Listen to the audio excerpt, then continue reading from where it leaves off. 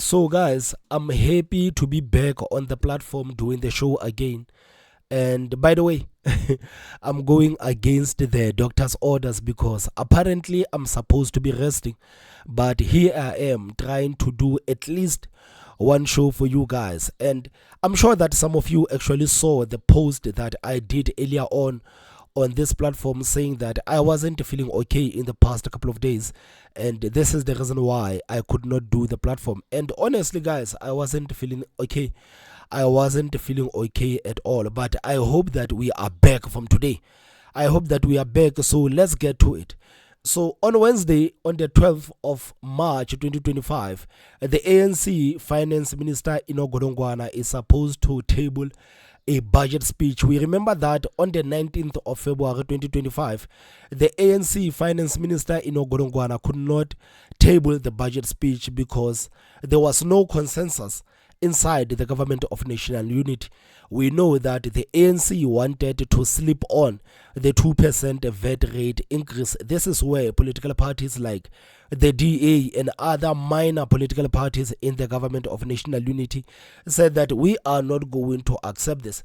We are not going to accept a 2% VAT rate increase because we understand that a 2% VAT rate increase is going to destroy the lives of the people of this country. I mean, right now, as we speak, we know that everything is expensive in the country. So if the ANC wants money, they need to look at the government and see where they're gonna trim to get that money instead of taxing the people until they die. So on Wednesday, the ANC finance minister is supposed to table a budget speech. But guys, there is an article that I saw, and what the ANC finance minister Ino Godongwana said, it is absolutely despicable, because right now the finance minister is giving South Africans an ultimatum.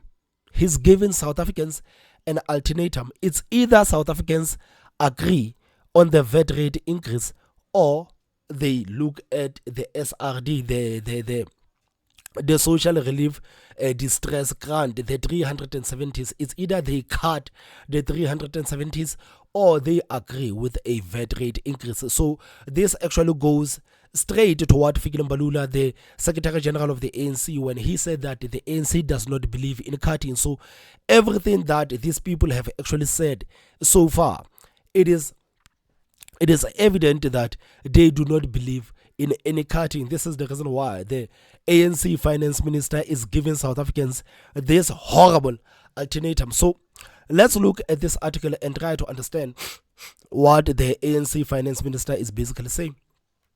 So the article says that in the lead up to Wednesday's budget presentation, the question of VAT increase has taken a center stage. On Sunday, the Sunday Times reported that Finance Minister Ino Godongwana had insisted that an increase in VAT rate was required to continue funding the social relief distress. So right now he says that, guys, we have to increase the VAT rate because we have to continue funding the 350s. This is what the ANC Finance Minister Ino Godongwana is basically saying. And he says that, it says that Ministry of Finance spokesperson Mfuneko Toyana told Daily Maverick that Ino Godongwana could not comment on the specifics of the budget before it is tabled. Regarding the SRD grants of the 370 monthly, he said Godongwana merely reiterated that he had said consistently that making the grant permanent / continuing it would require a permanent revenue source. And I don't know, guys, I don't know if it is just me, but you remember last time when the president of this country, Cyril Ramaphosa, spoke about this SRD, these 370s, didn't they say that these 370s were actually coming to an end in March? Am I wrong? Or is my memory not actually serving me well? Because if I remember, Ramaphosa actually said something about this 370 SRD grant coming to an end in March. But right now they are saying that we need to increase the VAT rate increase so that we can continue to pay these 370s. Am I confused? Am I confused, guys? If I'm confused, please let me know in the comment section. The article continues to say that the grant introduced during the COVID-19 lockdown and intended as a short-term solution has been extended multiple times. The current extension of the SRD is scheduled to end of March 2026. So they continue to extend this SRD thing. They continue to extend this SRD things because this thing was supposed to be done a couple of years ago. It was supposed to be done a couple of years ago because, like they correctly say, that it was supposed to be a short-term solution. It was not supposed to be something that is going to continue for years. It was supposed to be something for short-term solution, but they continued to extend this 350. They continued to extend this 350, and we know that they are doing that politically so, because they know that as long as we continue to give the people money freely, so the people will continue to vote for us. You know how South African voters are. If you give them something for free, they will continue to vote for you. It doesn't matter the horrible choices that you make in the office. If you continue to give them something for free, they will continue to vote for you. So this 350 or 370 was supposed to be done a long time ago, but the ANC said that no, we are extending it. So right now they are talking about March 2026. And if I'm not mistaken, these people said that this thing was supposed to be done in March 2025, but right now they have extended it again for 1 year. So that's why even right now the Minister of Finance is coming out to say that no, we need the VAT rate increase so that we can continue to give the people money for free. and and guys, don't you find it very strange that you remember last time when the president of the country was actually speaking about this VAT rate increase, and the ANC was actually speaking about the VAT rate increase? They said that they needed money so that they can continue to pay for the teachers, they can continue to pay for the people that are working for the government. And this thing of 350, it was not such an important thing, but right now they are putting this issue of 350 at the center stage. So right now the ANC is playing with the people's minds, because they are trying to say that if you don't want us to increase the VAT rate increase, it means that you want the people to be poor. This is what they are saying, basically. This is what they are saying. If you are not going to agree with us to raise the VAT rate increase, it means that you want the people to be poor. This is that kind of mental gymnastics that the ANC is playing with the people. So Oliver Meth, the spokesperson of the Black Sash, says that the SRD grant is a necessity, not a scapegoat. It is a lifeline for millions of South Africans who are struggling to put the food on the table. And guys, let's be honest. Like, I honestly feel like this is an insult, especially to the people that are poor in this country. You have the government and you have these fat cats that are working for the government saying that the people on the ground, they can survive on 350. It is not a lifeline. 350, it is not a lifeline. How about those people in the government, they stop with the corruption? How about those people in the government, they stop with the so-called irregular expenditure, which is corruption? How about those people start managing the country correctly so that businesses can come, so that people can work for themselves? Because majority of the people that are getting these 350s, it's not like they get these 350s to say that, no, I wanted to put the food on the table, I don't have anything, so I need to buy food. Because you cannot buy anything with 350. What is it that you can buy for 350? That only comes once a month. So how about these people actually work on something so that people can work for themselves? Because I'm sure that the majority of the people that are receiving that 350, I'm sure these people would actually appreciate to work for themselves so that they can take care of their families. You are talking about the people who have families. You are talking about the people who have children. And when you give these people 350, what is it exactly do you expect these people to do with that 350? Can any of these comrades actually survive on 350? How many of these comrades can survive on 350. So if they cannot survive on 350, how do they expect the people on the ground to survive on 350? That is the question. And Oliver Mather continues to say that trying to pit the needs of the most vulnerable against the VAT hikes is not only manipulative but also a distraction from the real issue: mismanagement, misplaced priorities in our country. But he's telling the truth. He's telling the truth that they cannot pit the needs of the most vulnerable against the VAT hike. It is manipulative at best. That's why I'm saying that the ANC right now is trying to come to a rhetoric that actually says that if you do not support us with the 350 VAT rate increase, it means that you want the people to be poor. You want the people to die of hunger, because right now we are trying to raise the VAT rate increase so that we can take care of these poor people. It is manipulative. It is manipulative. He continues to say that, let's be clear, there is money in the budget. The SRD is not the reason for the revenue shortfalls, nor should it be used as a convenient excuse for increasing the cost of living for everybody, especially the poor.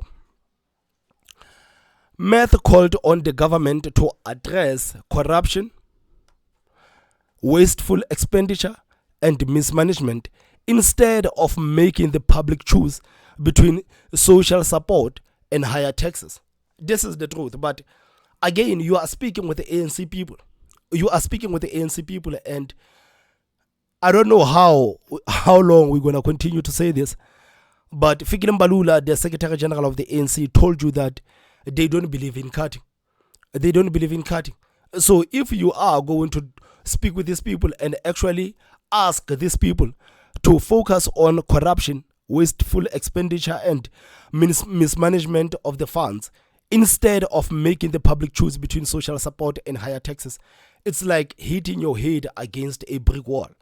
Talking to these ANC comrades and actually speaking sense with the ANC comrades, it's like taking your head and batting it against the wall. If the finance minister is serious about the fiscal responsibility, he should start by plugging the holes where the public funds are disappearing, not by squeezing more out of those who already have the least. Guys, last time when we actually spoke about this issue of the VAT rate increase, one of the things that I actually said is that before these people actually ask people to pay a lot of money, before they ask the people to accept the higher VAT rate increase, they should actually look at the people that have been corrupt in the government institutions. How about these people that are responsible for the so-called wasteful expenditure? How about these people that have been corrupt in the government? How about accountability for all of those people? Because if you are not going to do anything about the people that have been squandering government's money, if you are not going to do anything about the people that have been corrupt and not being held accountable, when you say that the people must continue to pay higher taxes, it's like asking them to take the money and flushing it down the toilet, because you are not dealing with what is actually led the government to be where it is today. They are not dealing with what has led the government to be where it is today. But for some reason, they want the South Africans to continue to pay for that. They want the South Africans to continue to flush the money down the toilets while they are doing nothing about the corruption in the government, while they are doing nothing about the bloated cabinet, while they are not doing nothing about the wasteful expenditure. But they expect the people to continue paying. They expect the people to continue paying. And it absolutely makes no sense. That's why I am 100% agreeing with Oliver Meth when he says that if the finance ministry is serious about fiscal responsibility, he should start by plugging the holes where the public funds are disappearing, not by squeezing more out of those who already have the least. So he says that Neil Coleman, the senior policy specialist at the Institution for Economic Justice, he says that it is important to correct the distortion that some level of a VAT rate increase, while regrettable, it is necessary to fund the SRD grants. It is important to correct the distortion, because this is a distortion. that some level of a VAT rate increase, while it is regrettable, it is necessary to fund the SRD grant. So they are trying to play with the people. They are trying to play with the people. Coleman said no additional revenue is needed to maintain the grant at its current level, arguing that the premise that the SRD grant, it is the new expenditure requiring additional funding, was based on Treasury misinformation. Coleman said no additional revenue is needed to maintain the grant at its current level, arguing that the premise that the SRD grant is new expenditure requiring additional funding was based on Treasury misinformation. He pointed to Treasury Director General Duncan Peters' confirmation to Parliament last year that 35 billion allocation for the grant has been included in the 2024 medium-term expenditure framework budget baseline for 2025-2026. Enoch Godongwana had planned to raise the VAT rate from 15% to 17% in the 2025-2026 budget to generate an additional 58 billion in revenue. This proposal met with strong opposition, with Government of National Unity delaying the budget representation. We understand and we actually remember what happened last month. The Democratic Alliance rejected any VAT rate increase. The DA said that they are not going to accept any VAT rate increase. You remember that even a couple of days ago, the DA released another statement basically doubling down on saying that we are not going to accept any VAT rate increase. This is where we actually learned about the ANC. Going to the EFF, apparently to actually ask the EFF to support their 0.75% VAT rate increase. So right now, I'm sure that people are waiting to see what is going to happen. But like I said, I honestly don't think that the EFF is going to support it. Deep down in my heart, I don't think that the EFF is going to support it, because if you look at the EFF, it is a political party that has tried for years to portray itself as a political party for the poor. This is a party that tried to portray itself as a political party that is fighting for the poor. So there is no way that a political party like that can come out and actually agree with a VAT rate increase when they know for a fact that there is going to be a hell to pay, especially from their supporters, because their supporters are going to see the EFF as just another ANC, and this is not something that the EFF wants. That's why I said it last time. I did say, and some people say, no, Thomas, you are telling the lie, man, Julius Malema is stupid. I said that I believe that Julius Malema is a lot of things, but he is not stupid. I believe that he is a lot of things, but I honestly don't believe that Julius Malema is stupid. I don't believe that he's stupid, and I don't believe that the ANC can actually agree to that. The EFF, I don't think there is no incentive for the EFF to agree with a VAT rate increase. There is no incentive. It is only the downside. There is no incentive for them to actually agree on the VAT rate increase. So I guess we'll see what is going to happen. And the article continues to say that in a National Assembly mini plenary session on 7th of March, the DA's finance spokesperson, Dr. Mark Berg, questioned the ANC commitment to economic freedom, asking, if we know that millions of South Africans cannot afford basic nutrition, then why is the ANC Minister of Finance still contemplating making that burger and that coffee and baby formula and electricity more expensive? If we know that millions of South Africans cannot afford basic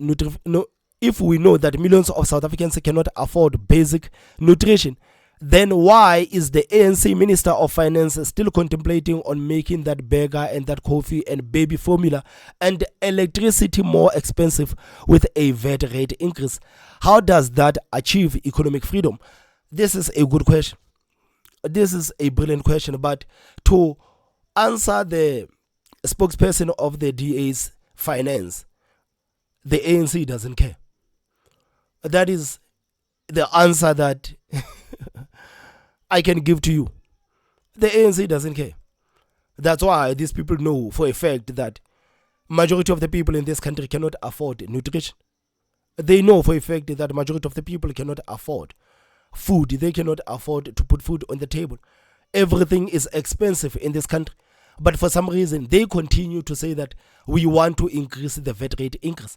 So, if you are asking this question to the ANC, it is a very simple answer, Dr. Mark Berg.